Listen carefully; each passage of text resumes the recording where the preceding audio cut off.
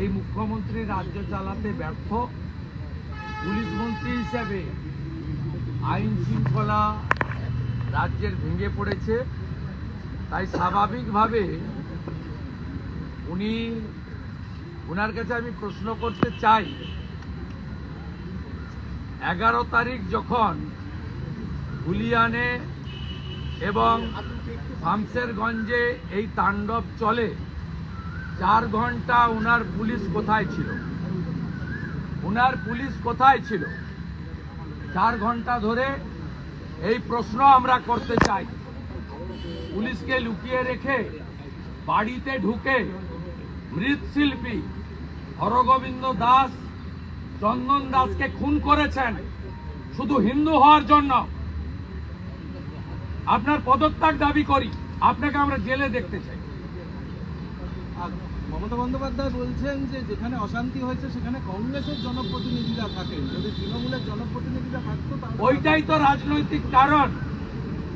গত লোকসভা নির্বাচনে মোথাবাড়ি, ফারাক্কা, শামশেরগঞ্জে মুসলিমদের বড় অংশ কংগ্রেসকে ভোট দিয়েছে, ঈশা খান চৌধুরী জিতেছে। তাই সাম্প্রদায়িক দাঙ্গার মাধ্যমে মুসলিম ভোটকে ফেরানোর জন্য আপনারা করিয়েছেন।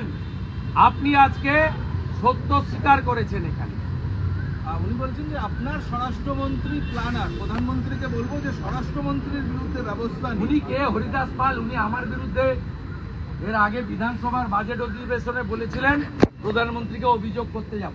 জাননি কেন? উনি বলেছিলেন বিরোধী। উনি কে? উনি তো একটা কুয়াতে থাকেন। বিজেপি তো সমুদ্র। 20টা রাজ্যে বিজেপির সরকার, ভারতবর্ষের 20টা রাজ্যে আমাদের সরকার। উনি কে? উনার কথাকে শুনতে হবে কেন? পরিস্থিতি সামাল দিতে পারছেন না, এদিকে কেন্দ্রীয় সরকার বিএসএফ এর বিরুদ্ধে অভিযোগ করছেন, বলছে বিএসএফ গুলি করে মারছে। 11 তারিখে হাত পা ধরে বিএসএফ কে ডেকেছে। পুলিশ শাটার খুলে ঢুকে পড়েছিল, পুলিশ শাটারের ভিতরে ঢুকে গেছিল। উনি পুলিশ মন্ত্রী হিসাবে ব্যর্থ।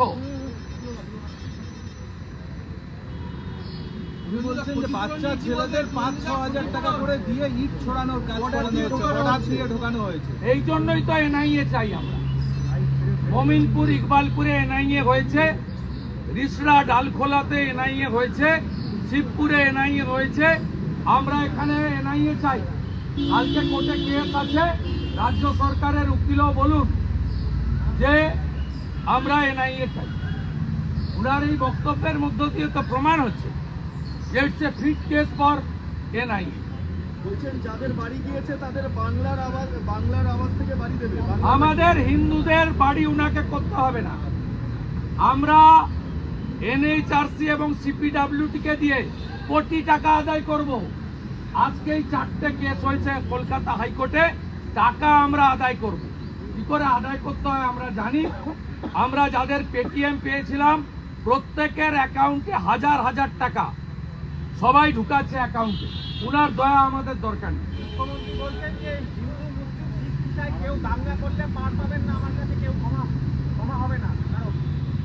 উনি তো তার পিকচার দেখিয়ে দিয়েছেন মোথাবাড়ি, ধুলিয়ান, শামশেরগঞ্জ।